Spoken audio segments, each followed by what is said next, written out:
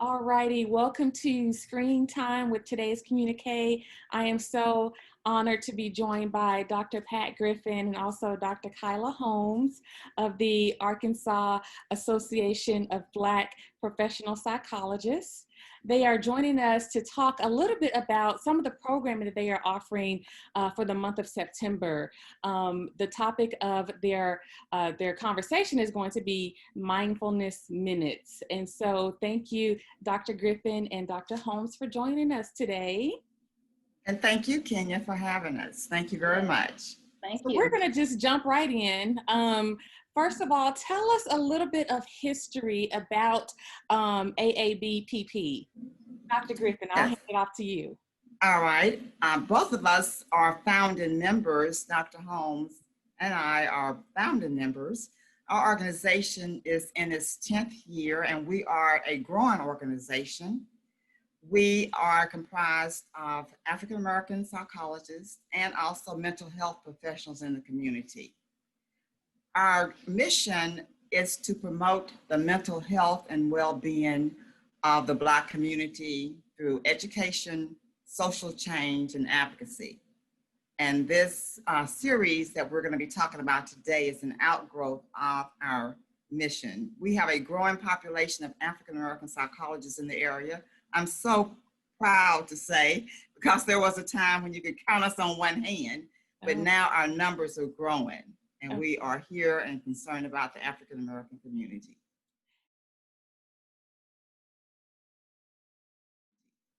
And so before we jump in and talk about the series, Dr. Holmes, I just want to ask you, why is it so important that communities of color focus on mental health?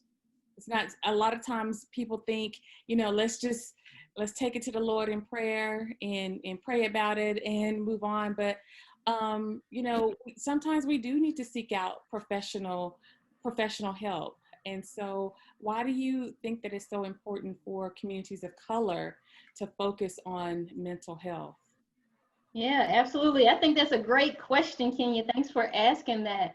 I think just the first thing that kind of comes to me when you talk about communities of color is because I think there has been a unique kind of stigma regarding mental health that has existed within communities of color historically.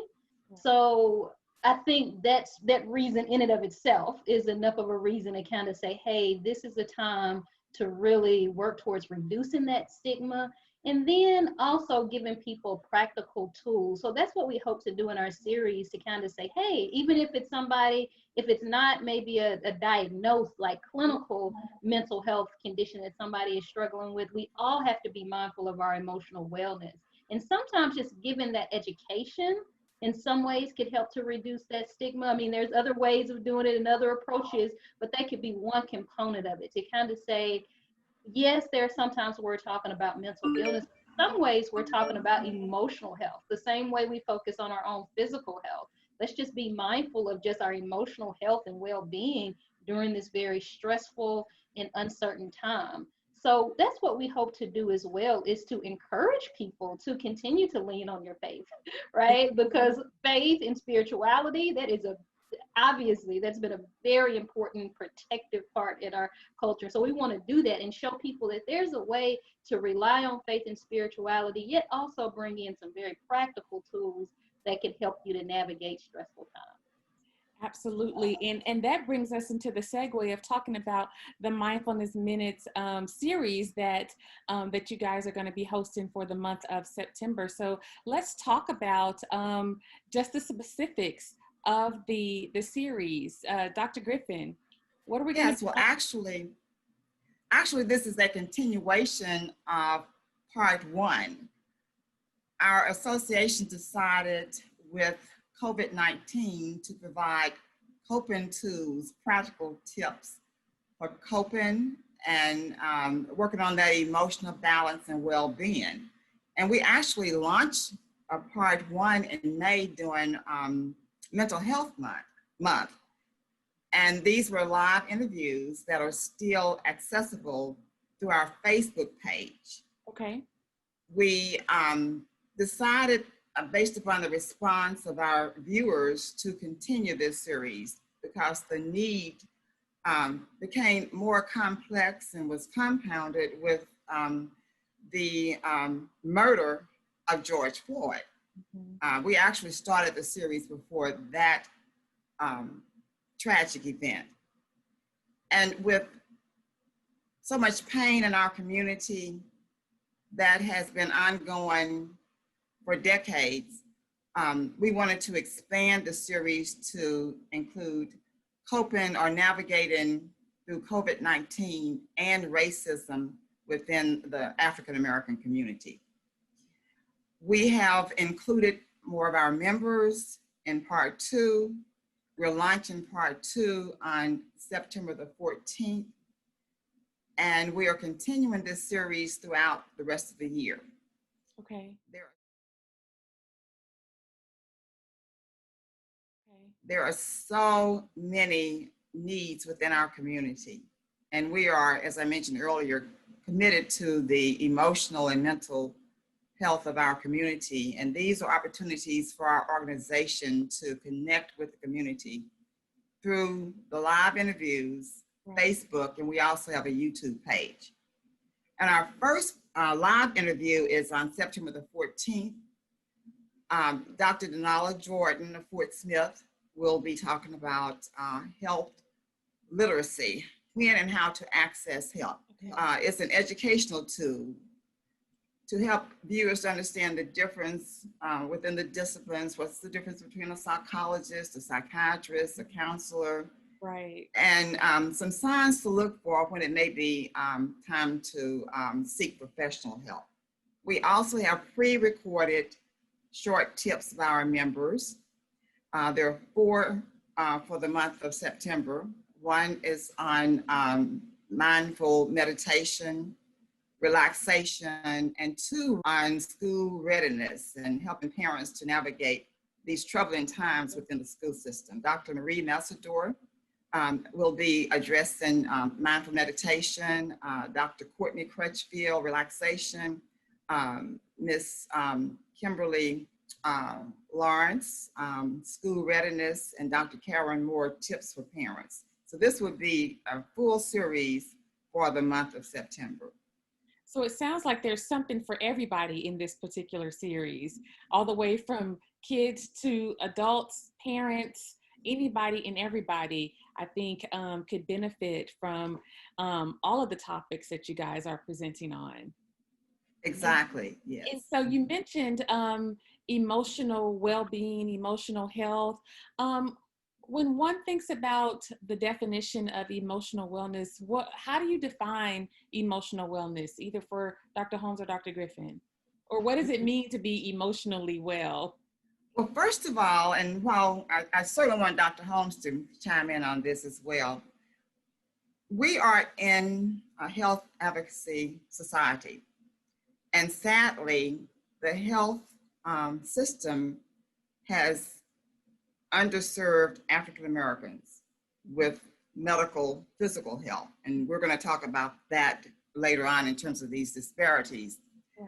Our organization is concerned about emotional health and well-being. That's just as important as taking care of our bodies physically. Yes. Because the body and the mind are connected. What affects the mind affects the body. What affects the body affects the mind.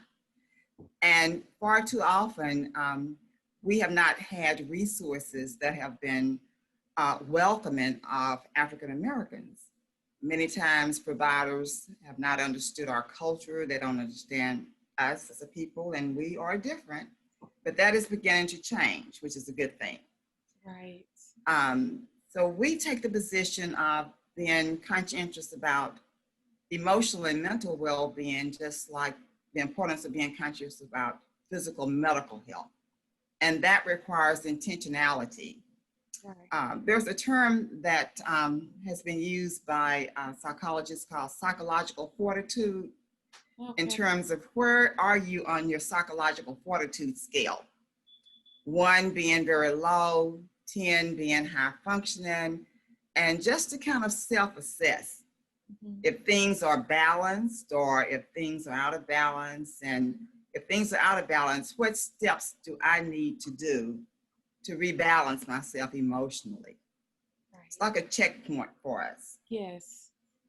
And I'm glad that you mentioned the connection between emotional health and physical health, because I think that a lot of times people don't connect the two and don't realize that one impacts the other, that they're both reliant upon each other. And so I'm glad that you pointed that out, because, you know, if someone's under so much stress, then eventually the body is going to react to it in ways that are not beneficial for us. Absolutely, yes. Mhm. And so with that, what do you guys hope to present for the remainder of the year? I know you said that you've had phase 1 earlier in the spring. We're getting ready to go into phase 2. What about phase 3, phase 4? Do you guys have any plans already laid out regarding topics, or is it still under construction? So actually we have phase 2 will continue until the end of the year. Oh, okay. And then we'll launch phase 3 the beginning of 2021. Oh, okay. Gotcha. Yes. Gotcha. Dr. Holmes, you want to share what we're planning for October? Here in general, we're going to focus on hip hop and mental health. So we have one of our psychologists who that's kind of her focus, is how to use hip hop to bring awareness to, education to mental health and emotional wellness. And then we'll also get into some tips regarding navigating holiday stress when we get into the holidays closer to that. Yes. We'll also bring on a person who's a psychology professional, but also a caregiver, a grandparent, who will talk about navigating COVID-19 and systemic racism and all that comes with that from a caregiver perspective, and raising and caring for African-American children. So Wow. those are the topics that we'll be addressing. Wow. Again, a lot is wrapped up in that. So it's hip hop and mindfulness. And mindful. It's a way of using hip hop for relaxation, being aware of one's emotional state. And this is one of our younger psychologists who is so excited. She's made this presentation nationally, and she's excited about bringing it to our community here in Little Rock. And that will be launched the first Monday in October. That will be a live interview. Okay. And then in November, the first Monday will be a presentation by Mr. Jesse Gatewood. Everybody knows Jesse Gatewood in the community. Yes. On the role of grandparents during COVID-19 and racism.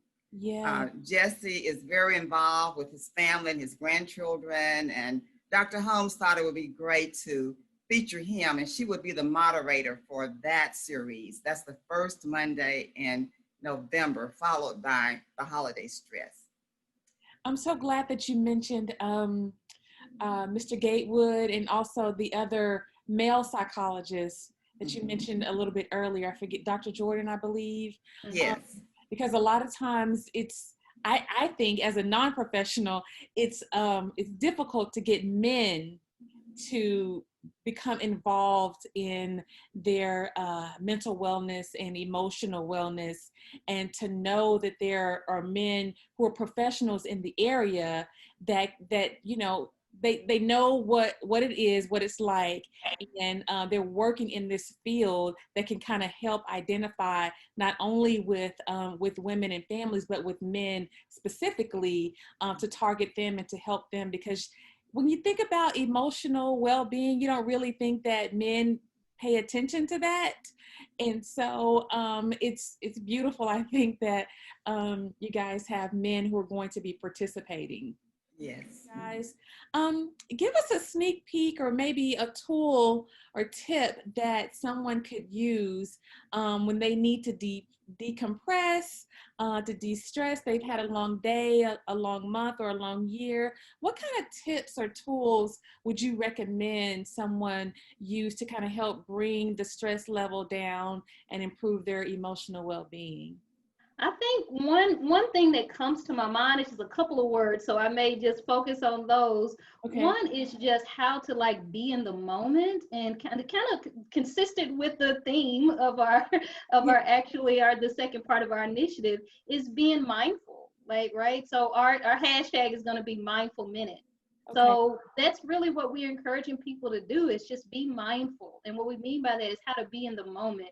Because right now it's so much going on that we have to think about, so many decisions that everybody is having to make, so much information. We're on information overload, so much in the news and the social media, just so much to sort through, that it's just important to just take a moment and get in a moment of stillness. I was just listening to a podcast earlier where the guy was saying that right now a lot of us are more kind of physically slowed down because we're not going and traveling and going to this conference and this meeting. But what he found is his mind is actually still going and it's not still.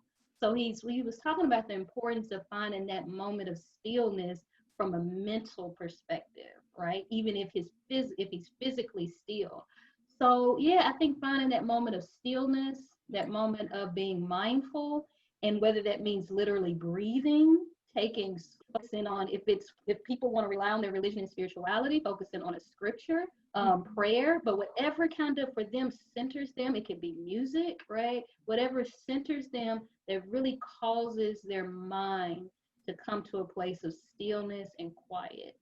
And they're just focusing on one thing and really taking a break from all the other stuff. They literally have to imagine, like use imagery, imagine in their minds that they're putting it on the shelf, they're letting the thought float away on the cloud. Do whatever you need to do to not, bring those thoughts into the forefront of your mind. But even if it does come, just slowly bring it back, to that quiet, still place.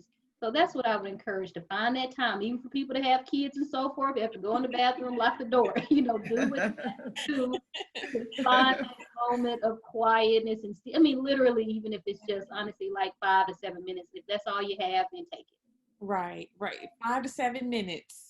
Right. It's all you need, just to reset, recharge, and rejuvenate yourself. Exactly. And there's also just a couple of apps, just to put it out there. I think they do have some free versions. So one is called Headspace. Headspace is an app that does exactly what I'm talking about, but they give some tools to do it. They kind of help you do it. And I think they even have some that's 2 minutes, right? Okay. So Headspace is one, HEAD space, Headspace. And then another one is Calm, CALM, Calm. Okay. And they have all sorts of different versions. But I encourage people, those are just a couple of apps that they can download that'll literally give them headspace in that moment of quiet and stillness. Okay. So how has COVID, you mentioned the series is going to be talking about racism, COVID, and things like that during the Mindfulness Minute. How has COVID impacted the way you practice what you do, your professional practice on a daily basis? Or has it had an effect on the business? Yes, it has, but in a positive way. Okay. I am so pleased to say that we have been able to continue to provide services during COVID through telehealth. Okay. And we have been provided with tools from national associations. We have been on webinars, receiving training from a broader community that has been very supportive of equipping us to use Zoom. I never would have thought at this point in my career, after X number of years in the practice, that I would be Zooming to see patients. And everybody transitioned well. We are up and running, and we're able to see patients through Zoom. We see new patients through Zoom. Now, there are some psychologists who are providing services face-to-face, but most of us are not anticipating opening our offices before the end of the year. But that does not impede delivery of services to our clientele. Okay. And secondly, the insurance companies have been very supportive financially. Many of the insurance companies, particularly Blue Cross Blue Shield, Health Advantage, Cigna, and some of the others dependent upon the plan, are waiving the deductible and waiving the copay. So Okay. basically, the insurance is covering at 100%, Oh, wow. Okay. which is very helpful financially. Right. We're able to see couples by Zoom, children. Dr. Holmes works with children. Okay. My practice is primarily with adults. And by the way, we have one of our members, Charlie Simpson, who is a marriage and family therapist, and he will be presenting a series on couples and how to cope with COVID-19. I want to put that out there, another African-American Yes. Provider. He's a Absolutely. marriage and family therapist. But business has not slowed down, and more individuals are accessing our service. And I'm glad that you mentioned children. And so, Dr. Holmes, your specialty is with children. Have you seen that children have needed your services more during this time, or have you seen that it's just about the same? So, how has COVID affected children's emotional health and well-being, and their need to seek professional help? Right. Well, it has varied widely, and some of it I can speak to in terms of my own practice, but then things that I've kind of heard colleagues and others mention. So some of the children, it's kind of changed throughout COVID, right? Like right when they first just had to end school in spring, right? Then it was a certain set of experiences that they had because that was kind of abrupt, and then they couldn't connect with their peers, and it was some things happening there. And then for some of them, then summer came, and Right. they were, some were just kind of living their life and continuing on and finding alternative ways of keeping busy. But definitely as time went along, and as then they started to have to make the decision about with their family and sorting through whether it was going to be in person or virtual or distance learning, like they created another set of decisions and another kind of hurdle in this whole process. So it's been these different phases that presented different challenges. But with all of it, I did see a measure of, and heard other people talk about, a measure of stress, a measure of loneliness and isolation and disconnectedness. Right. Also, just frustration, being mad at COVID, wanting it to go away, just mad, and why did it have to happen? So yeah, they're dealing with those kinds of things. Some children now who are doing the virtual learning, just still feeling that disconnectedness, knowing that some of their friends are at school in person and connecting in that way, even though it's different and they're wearing a mask and that kind of thing, but still that feeling of kind of, am I part of the school family? Am I connected? And just kind of, it still goes back to connection. You've heard me say that word a lot in response. So connection is a big part, maybe not having to struggle with and navigating how to be connected, and noticing that some of their peers, not, I don't want to be careful about how I talk about this, but just in their observations and what I hear, they're noticing that not everybody is operating in the same way around safety precautions. Yeah. So then they notice that maybe some of their peers are having certain experiences now that they're not, because it's a different type of observing safety precautions even during this time. So that makes them have a certain set of emotions, right, when they're noticing that. So yes, in some ways it has been kids experiencing more difficulties. In some ways, some of the difficulties have just shifted. The conversation is just different. And then I think one thing I want to bring attention to is some of the direct and indirect, in some ways, consequences of COVID, because some it's been directly, maybe they've experienced certain amounts of grief or loss related to direct impacts of COVID, right? Right. Some are more kind of indirect. So maybe their families are experiencing more financial difficulties, and now they're having to make different decisions around that. And it's just this trickle down effect that now these are the other ways that it's changing my family's just way of operating on a day-to-day basis. And now I'm having to adjust with that as well. Right. And I just want to piggyback on something that Dr. Holmes has mentioned, and that is grief. Yes. We are seeing family members who have been diagnosed with COVID, who have had health challenges,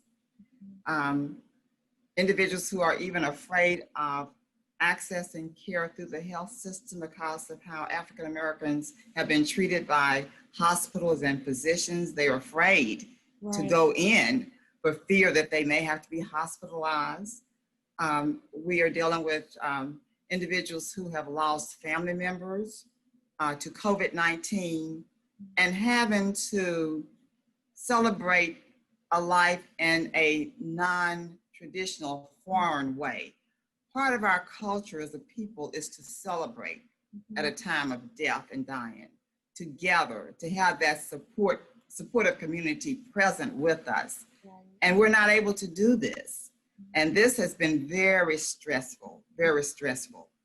COVID-19 has impacted the African American community very heavily with an increase in the diagnosis and also with the death rate. And that is true for Arkansas. We're seeing a lot of grieving families right now. Right, for sure.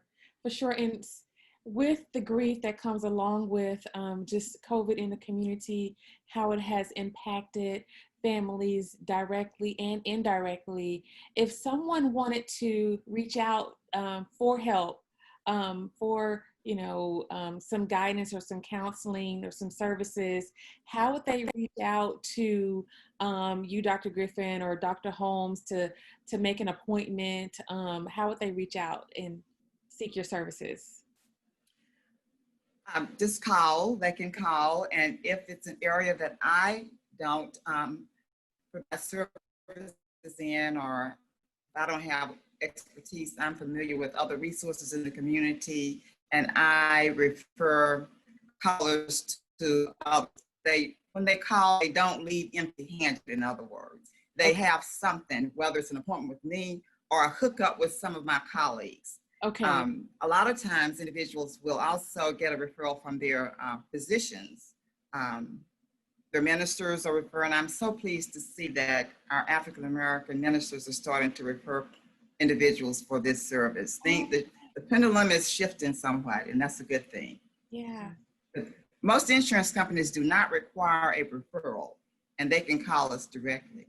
Oh, okay. So they can just Google Dr. Pat Griffen and Dr. Khiela Holmes, and they can just call you guys' offices directly and make an appointment. Right, and I would like for Dr. Holmes to share what a resource that we're providing through our directory. Absolutely. So we are developing a directory that is going to maybe take a little time to develop, but we are working on it. That includes mental health providers, African American mental health providers from across the state. So that would include mental health providers such as psychiatrists, who prescribe medication, psychologists, and other psychology professionals, social workers, licensed professional counselors, marriage and family therapists, basically all the folks out there who do counseling. Right. All of them. And so I was going to say, so the idea would be that if someone lived in El Dorado or Texarkana or Pine Bluff or Fayetteville and was wanting to connect with someone, a Black psychology or mental health professional, they could just go to the website and everything would be there. Well, actually now they can we can see patients anywhere in the state through Zoom. Oh, okay. They do not have to access local services. Okay. We can see patients in Fayetteville, El Dorado, Jonesboro, wherever. That's one of the benefits of telehealth. And we hope eventually to have this directory posted on our Facebook page so that individuals can go to the Facebook page and can access that. That's an initiative that we are working on that should be accessible pretty soon. Okay. Yeah. So we hope to have that to launch and to post along with the launch of this Mindful Minute series in September. Okay. So, and then we'll just continue to keep it updated. But meanwhile, if people wanted to reach out to us by Facebook, so the Arkansas Association of Black Psychology Professionals, we encourage people to like our page, to just go to it. I'll just say that again, the Arkansas Association of Black Psychology Professionals.